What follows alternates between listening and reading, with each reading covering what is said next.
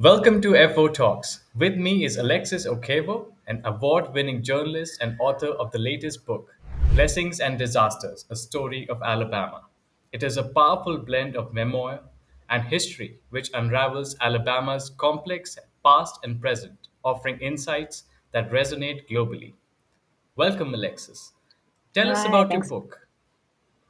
Yeah, thanks for having me. My book, as you said, is a combination of memoir, history, reporting. It's about my home state of Alabama, and it's an attempt to tell a more nuanced story of this place that has been defined by extremes for as long as I've been growing up, as long as I can remember. And yeah, so it's kind of what I call an alternate history.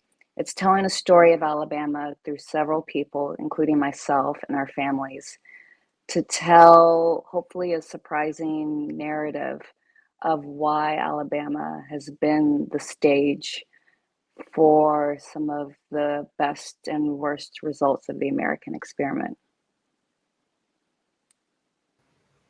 Um, I'll just build up on that. What moment or memory sparked blessings and disasters? And like, was it something personal, perhaps in your family, or and why did you think that this is the time to write it? That's a good question. So I have spent most of my career reporting abroad. I've spent a lot of time reporting in Africa and Latin America. And I didn't think to write about my home state until after the 2016 presidential election when Trump was elected for the first time.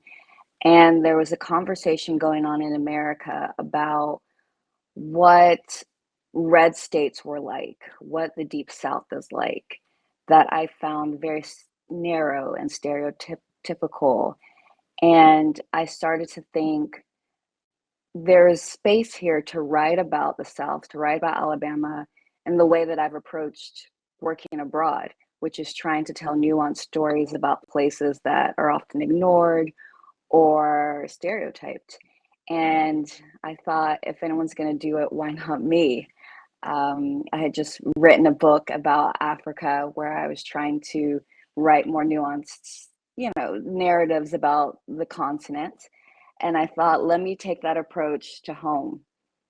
And it proved to be very interesting. And I think, even though I started it several years ago, I started in about 2018, that conversation is still relevant.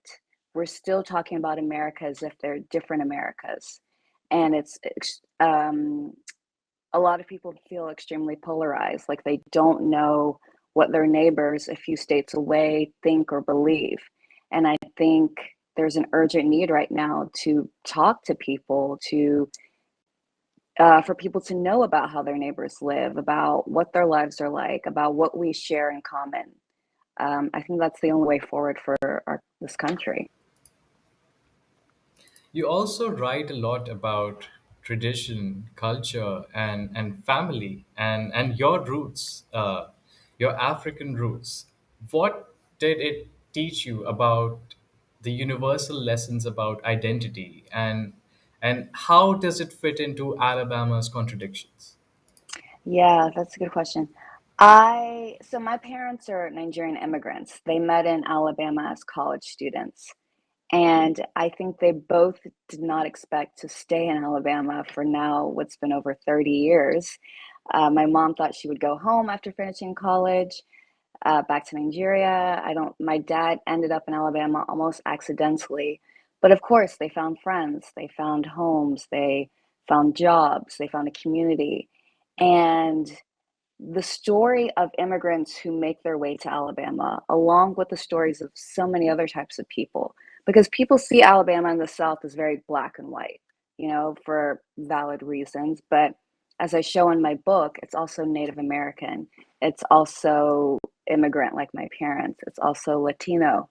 There's been an extreme explosion in Latino migrants who've made Alabama their home. It's all of these other things. And what's interesting is that all of these groups have fought to make Alabama their home. Even often at great challenge, even when Alabama has tried to push them out or make their lives very difficult. Um, these groups have managed to stay and consider themselves Southern and Alabamian.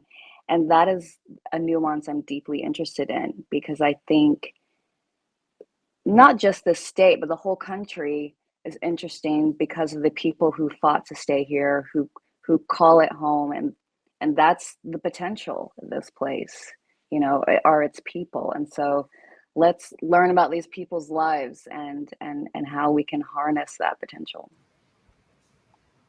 But I also think that you mentioned Alabama as the place of both blessings and disasters. Hmm. Can you tell us more about that duality? Yeah, I mean, sort of a true stereotype is that Southerners like to use the word blessing or blessed a lot.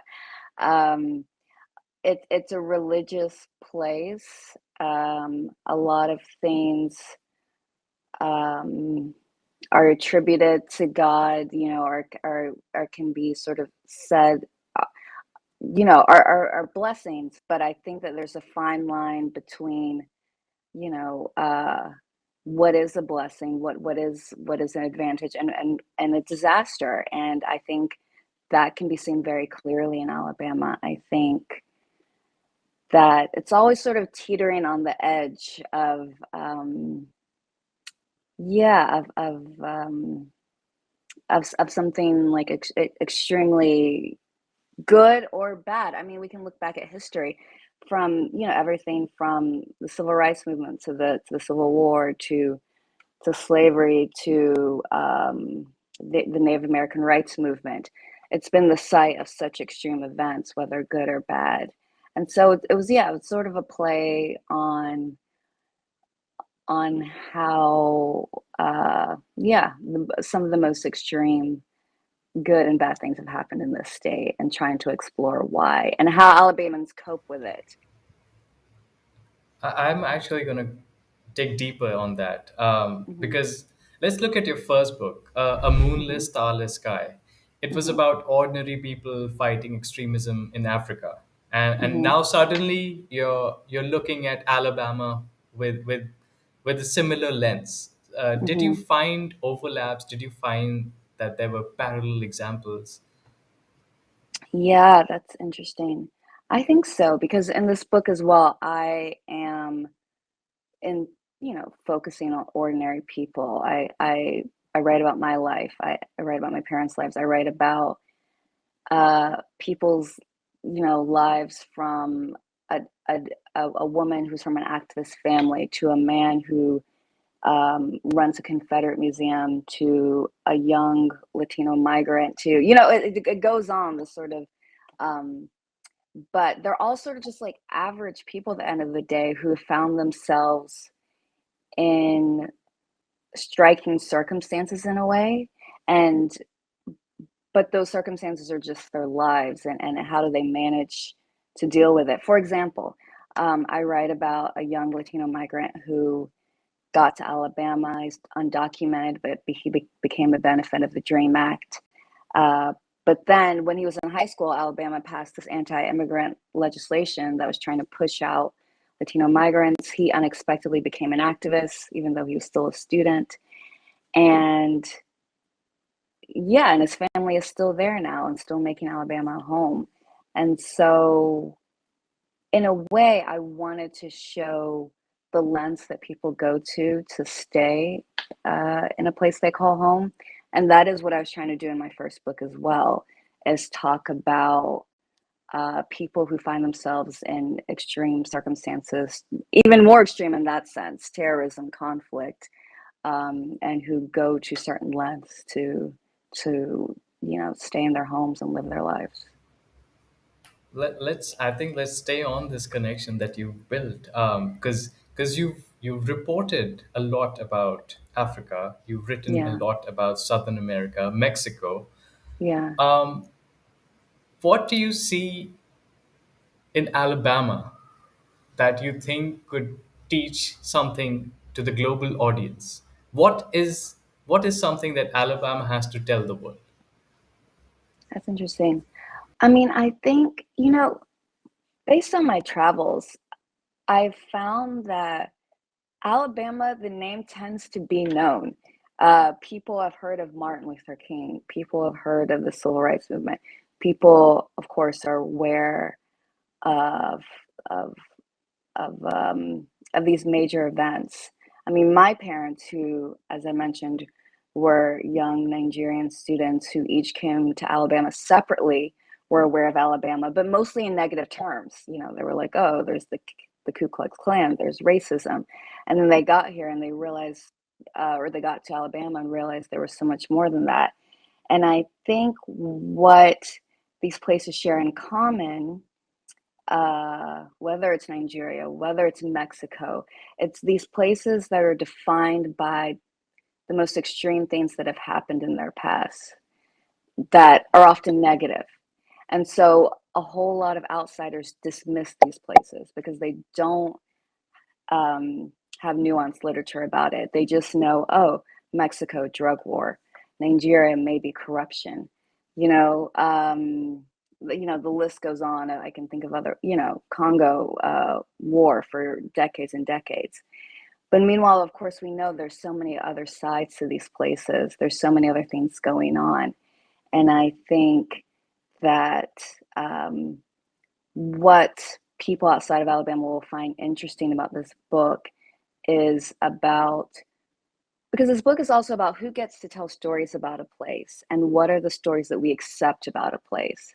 And so I hope that people will be able to see this and relate this to wherever they're coming from or where their homes are from, and see how certain stories can be accepted as being the story, even though so much is left out. And what my book is trying to do is include all the stuff that was left out. And I think that that's a worthwhile project for so many places around the world, right? Because people are tired of being stereotyped, ignored, and being told what they think or believe by people who know nothing about it, who know nothing about their homes. Do you think I actually really like that the stories that you're talking about and the Mhm. kind of lessons that you've seen and learned in Alabama. Do you think there is something from Alabama that the world can take? And when I say the world, I mean, let's look at, for example, Africa, or even what's happening in Gaza, or even in Mhm. Ukraine. Do you think Mhm. there is something from Alabama that these places can take away and learn from? I mean, I think one thing that I find really interesting about Alabama and the South in general is that, listen, progress has been slow, but progress has happened. And it's honestly due to the long term persistence of people who have stayed and who have worked and organized and not left. And even amid the most, monstrous of hurdles. I mean, we know that ideally progress isn't inevitable, but we also know that it can take a really long time and also take many backward steps. And I think we see that now in so many places around the world. Um, but I think what's so admirable about a lot of these places, and what's admirable to me about Alabama, is how people who have been fighting for it have stuck around and persisted for so long, and it's still ongoing. Even though you may look from the outside and think, God, the state is passing all of this terrible regressive legislation, there's still people fighting on the ground. It had some of the worst racial injustices against several groups of people, and organizers still persisted and helped overturn and reverse a lot of that. And so I think that's what it can offer to people to around the world is persist, because things eventually do turn around. I really like that things eventually do turn around, and because I want to come back, and this is my final question, and I want to come Mhm. back to blessings and disasters. You've Mhm. written that people can learn to love their home while still acknowledging their sins. Can you elaborate that, and can you explain why that is so significant? Yeah. I mean, I think that is the crux of the book, because especially when I left Alabama, a lot of the questions I would get would be, God, what was that like? How could you survive being there? Isn't it so awful? And I'm not going to argue against the sins of Alabama's past. Those exist. Those are well documented, and I am also very critical of those. But I also am appreciative to Alabama for giving my family a home, for being a place where I and my siblings were able to thrive. And so it's like, how do you balance those two? And I think it's a worthwhile project, and I think it's something literally everyone can relate to. I think all of us come from places that have their own sins, but that doesn't make it any less of your home. And so, how do you critique it and also try to push that place, push your home forward? How do you balance? And I think, again, going back to what Alabama can show the world, or what the world can also show Alabama, is like people who are managed to do both, people who stay and who can manage to do both. Like, I take my hat off to those people because yeah, those are what make a place worthwhile. I think the concept of loving your home despite things that you may or may not like about it, as you call sins. I think Exactly. that's a really great way of putting things. Yeah. Thank you so much, Alexis, for your Yeah. time, Thank you. Thank and you. I would like to urge all our viewers to check out your work, Blessings and Disasters: A Story of Alabama. Thank you, everyone. Thank you for having me. Join the conversation at Fair Observer and subscribe to our YouTube channel.